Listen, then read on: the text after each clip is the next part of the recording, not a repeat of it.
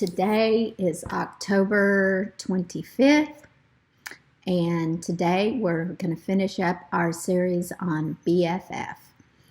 Our subject today is healthy friendships. The bottom line is that strong friends help you grow. Strong friends help you grow. And the memory verse is, as iron sharpens iron, so a friend sharpens a friend. Now, who here has ever held something sharp, like maybe a sword or some scissors or something? Have you ever tried to cut with a really dull knife, or tried to cut something with dull scissors, and you try and they're just dull, they don't work? Well, they have to be sharpened. And this is a great verse about friendship. It says, as iron sharpens iron, so a friend sharpens a friend.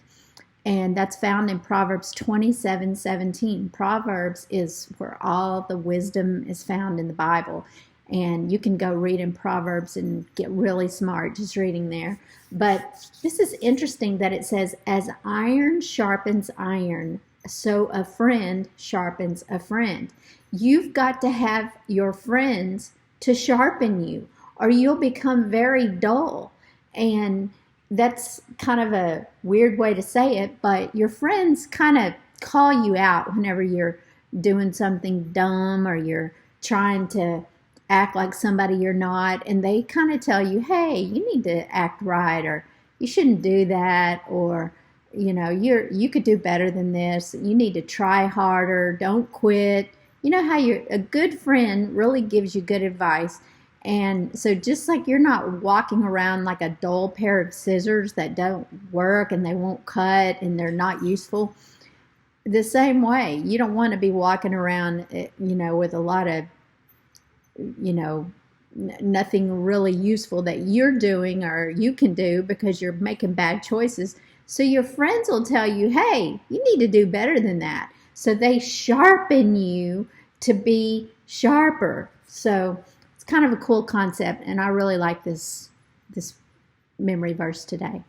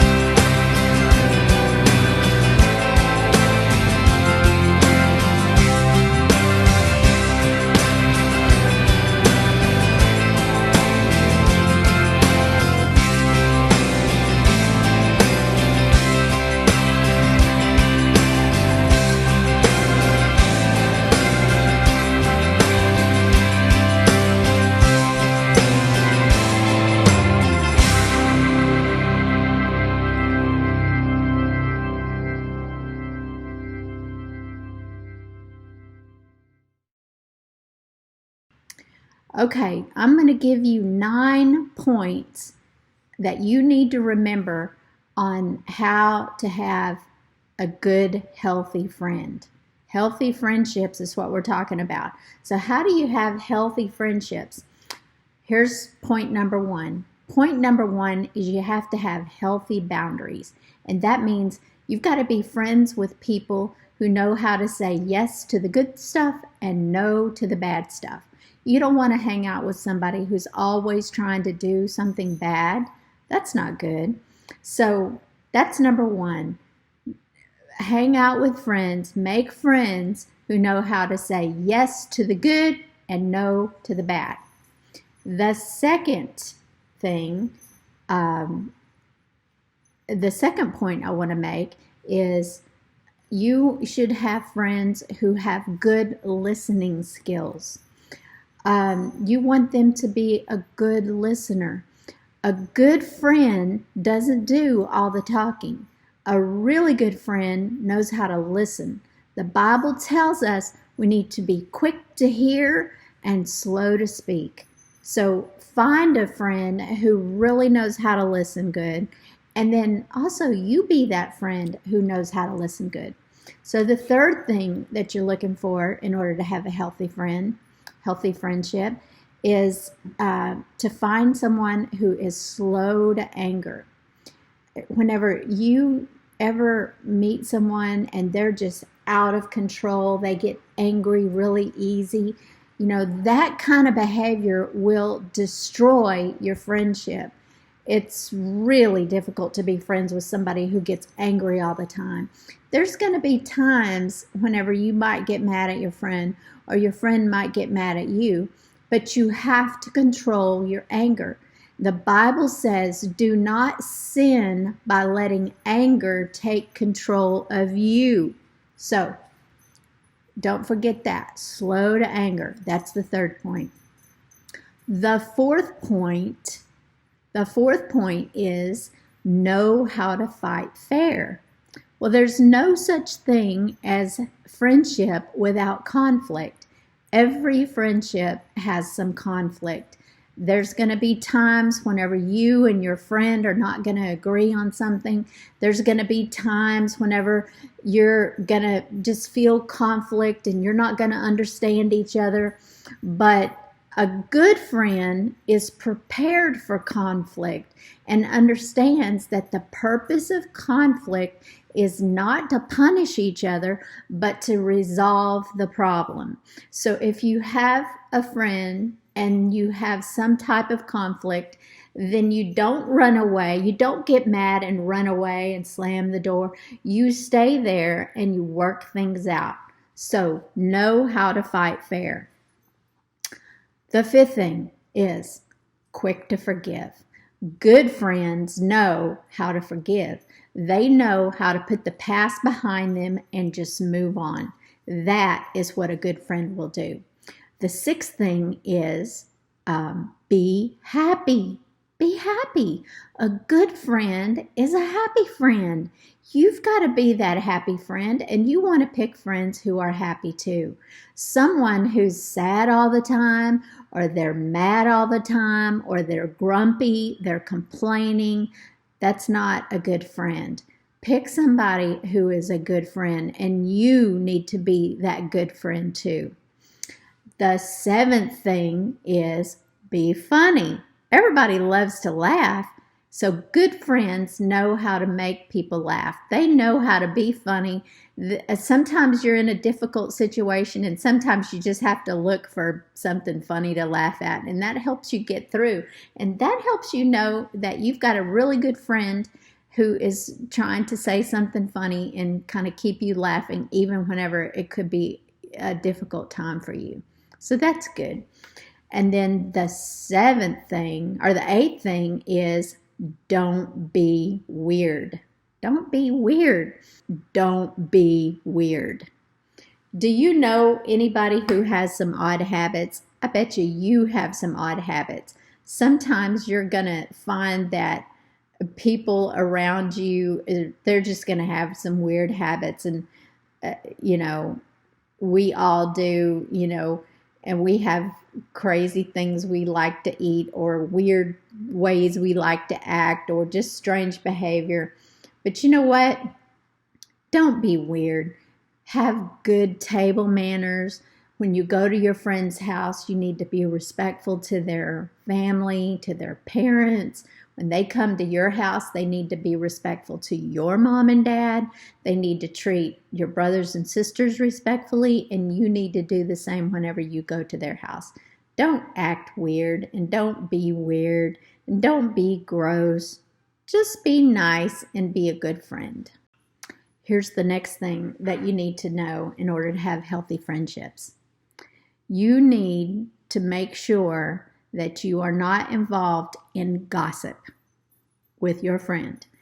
There's no reason to talk bad about people, to make fun of other people, no matter if you think that's going to fall into being funny. It's just not funny. So don't make fun of people. Don't be a bully. Don't be crude, and don't be rude. Be nice.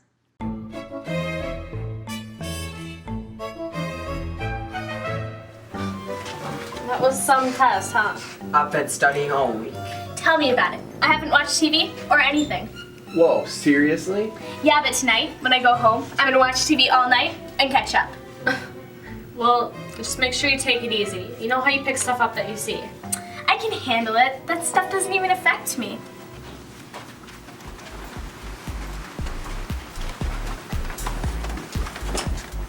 Tori, is that you? Faux shizzle, so what be happening? What are you wearing? I think you spent too much time last night watching music videos. Don't be hating.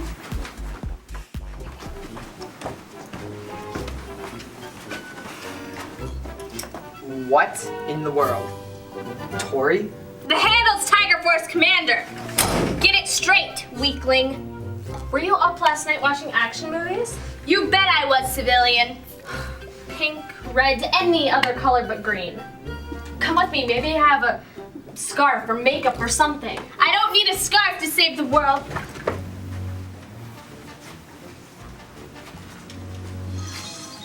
You're watching extreme skating. No. One of those hospital shows. Internet videos. Bingo. I don't understand. In the video, the guy didn't get hurt when he jumped off the bridge. Tori, you need to guard your heart. I'm here for the job interview. I hear you're looking for a role model. Have you ever been in any sort of trouble? Now, by trouble, do you mean like in prison or just in court? Next. So I'm here for the entertainment job? Do you show anything bad? Well, there is some bad language and a few scenes with violence. Oh, and there are those shows that you should not be watching. Next. Oh. I'm the internet. Who's he? That's my lawyer. I have some parents suing me because their kids saw some bad stuff like murder, dirty photos, goo, more goo, skinacat.com, how to make an atomic bomb, how to hack into someone's bank account. Yes, it's crazy. And you know, MySpace and Not to Facebook mention all the weirdos on the internet. And don't even get me started on magazines. I'm gonna guard my heart from everything. In fact, I'm gonna plug my ears and hold my breath so none of the bad stuff can get in. Well, Tori, you need to let the good stuff in, like good influences and air. She's okay. She's just guarding her heart.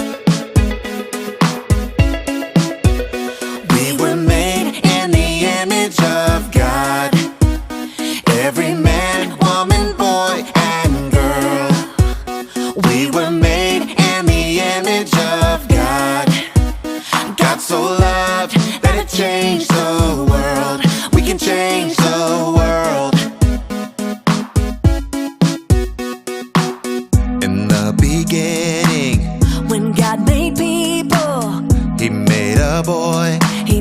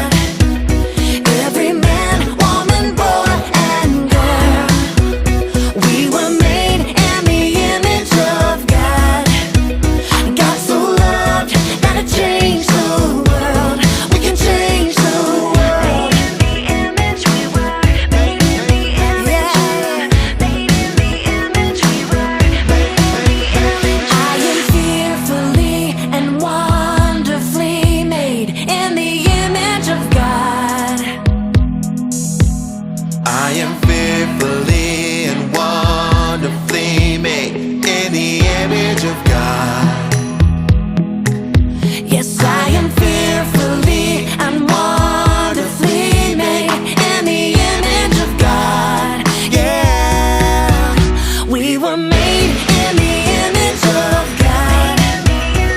Every man, woman, boy, and girl. We were made in the image of God. God so loved that it changed the world. We can change the world. Made in the image we were. Made in the image we were. Made in the image we were. Made in the image we were. Made in the image we were. Made in the image we were. Made in the image. Now, I want to tell you a Bible story about two people in the Bible who were really good friends. They were what you would call BFF. And their names were David and Jonathan. And we've all heard about King David. But did you know that his really good friend was Jonathan? And it was kind of a weird and strange relationship a little bit, because David, who became king, he replaced the first king of Israel.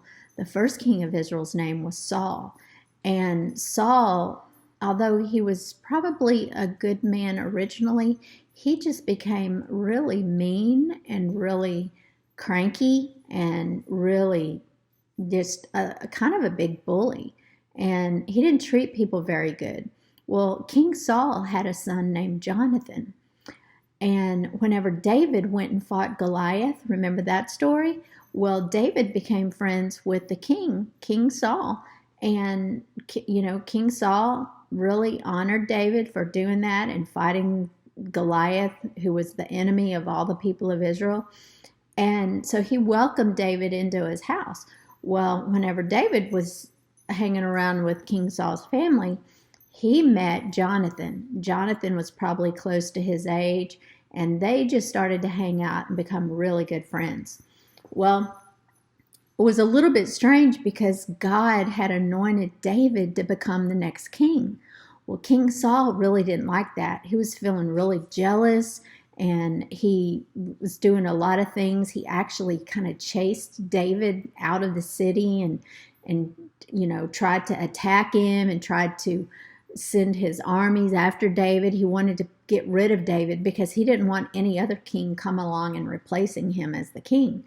Well, it ended up being kind of strange for David and Jonathan, because here's Jonathan, his dad is trying to catch David and hurt him, and David's running from King Saul, but he's friends with King Saul's son, Jonathan. It was a weird triangle of events. Well, Jonathan, like I said, Jonathan and David, they were very good friends. And there came a point one day that Saul was so angry at David, he absolutely just wanted to kill David.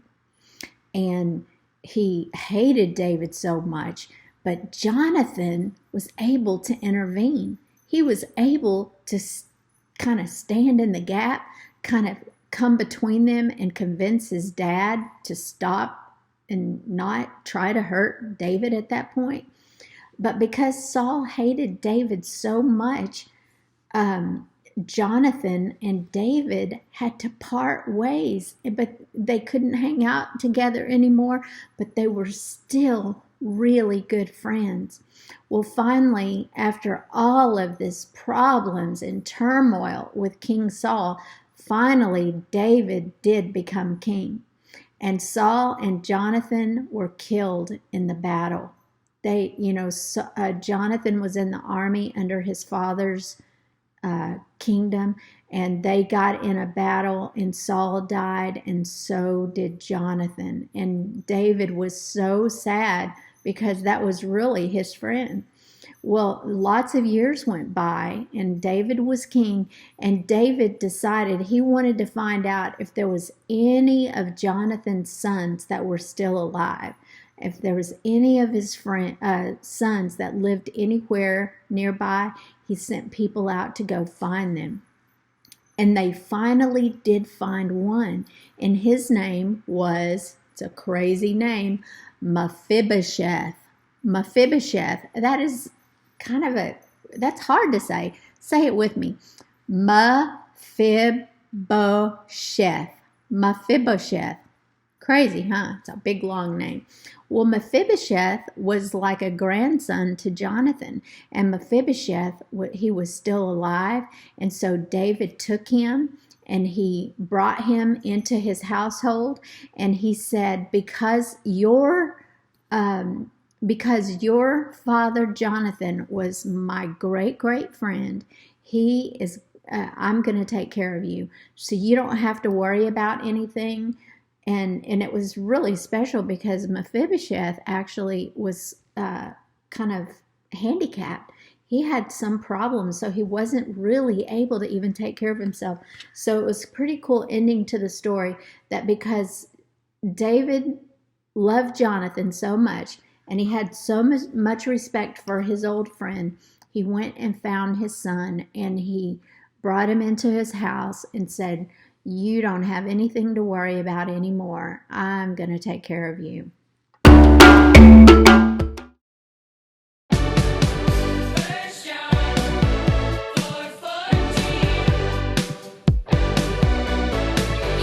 we have seen and testified that the Father has sent his Son.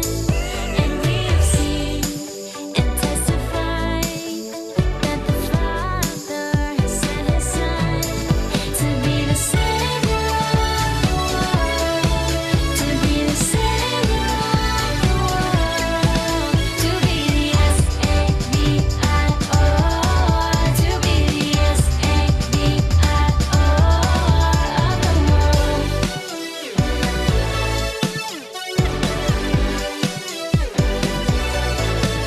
And we have seen and testified that the Father has sent his Son.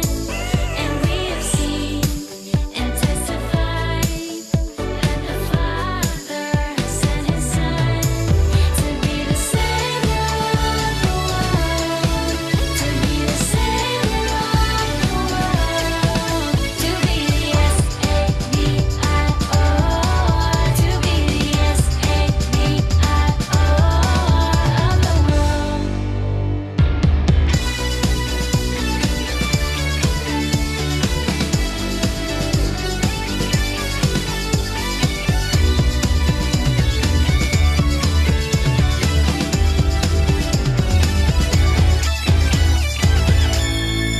To be the Savior of the world, to be the Savior of the world, to be the S-A-V-I-O, to be the S-A-V-I-O, to be the Savior of the world, to be the Savior of the world, to be the S-A-V-I-O, to be the S-A-V-I-O of the world.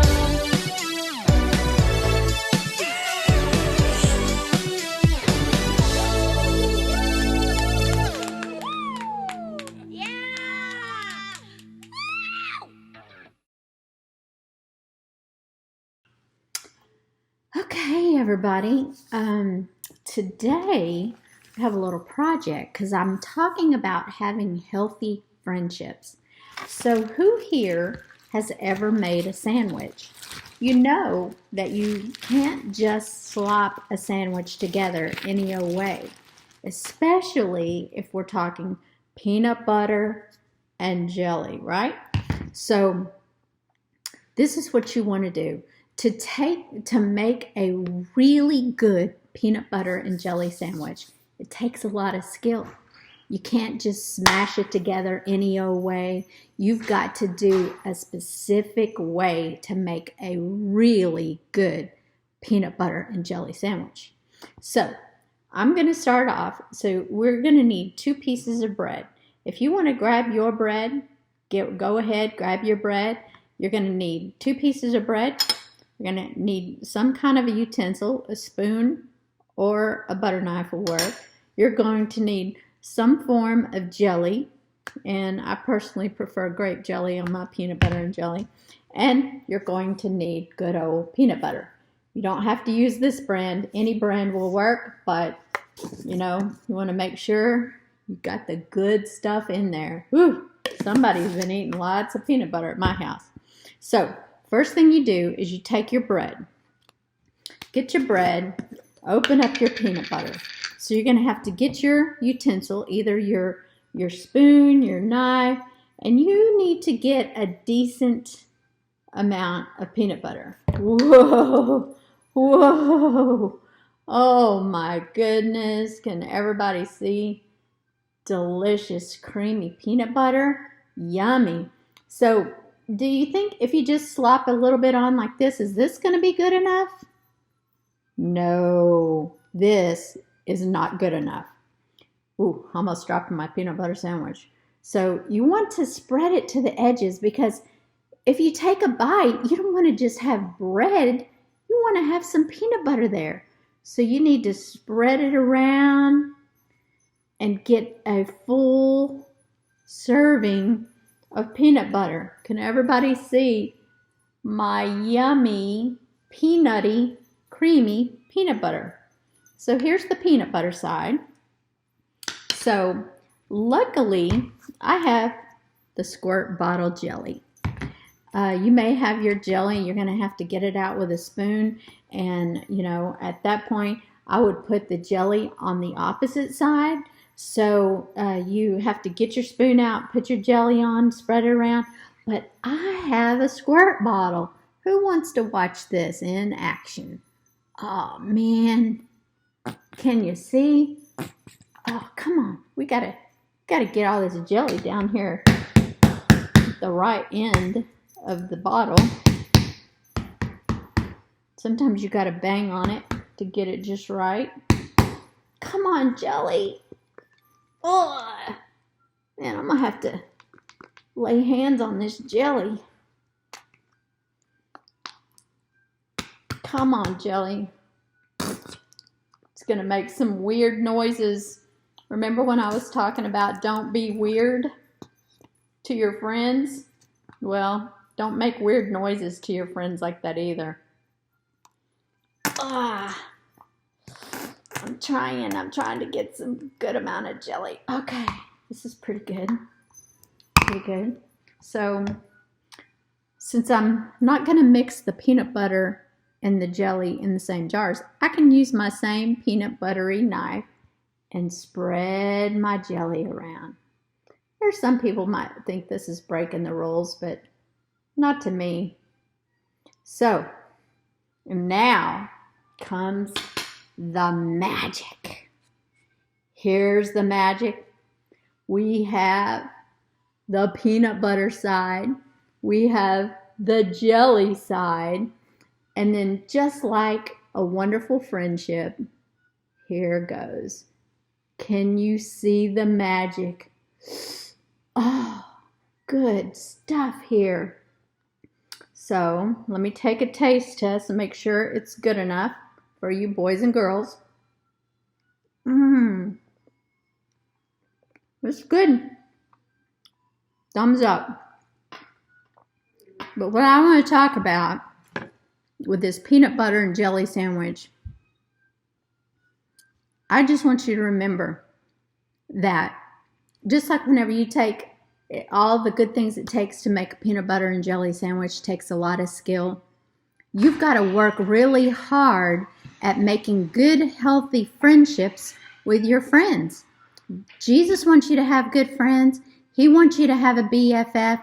And just like you have special skills when you make your peanut butter and jelly sandwich, you've got to spread that peanut butter on one side, the jelly on the other side, and then when it comes together, even though they're completely different, the peanut butter side, the jelly side, whenever you put them together, then, oh my goodness, then good things happen. And that's how it is when you find a really good friend. It takes a little bit of work. It takes some skill. It takes being funny and all the things that we talked about before. And it's important for you to work at it. So real quickly, I want to remind you, to have a healthy friendship, you've got to know when to say no and when to say yes. Say no to bad things, say yes to good things. You got to have really good listening skills. You've got to learn how to listen and not talk all the time. You've got to be slow to anger. Don't let yourself get out of control and be angry. You will not keep good friends. You've got to know how to fight fair. All friendships have conflict. All friendships have problems. All friendships have situations like that, and you've got to know how to solve them. Learn how to solve them so that you can keep your friends. You've got to be quick to forgive. You just got to get past problems and move on. Just say, I'm sorry, and the other person says they're sorry, I forgive you, and move on. You've got to be happy. You've got to just look at the positive side of things and just be a happy friend. Somebody who's grumpy and mean and complaining all the time, they're no fun to hang around. So you got to be happy. And then you'll be a good friend to the other person too. You've got to be funny sometimes, so know how to make people laugh. If you need to learn a few jokes or just, sometimes you can make fun of yourself, and that's pretty funny too. You've got to learn how to not speak gossipy things. You don't want to talk about other people with your friend. So never be that kind of a friendship where you talk about other people and you make fun of other people. That's not cool. And then the last thing is, don't be weird. Remember whenever my jelly was like squeezing and squirting and making all those weird sounds? Don't be weird. Be cool, be nice, be respectful, be kind to them, show respect to their family, and pick a friend who will show respect to your family. And whenever you put those things together, just like that peanut butter sandwich, you and your friend are going to be a perfect match.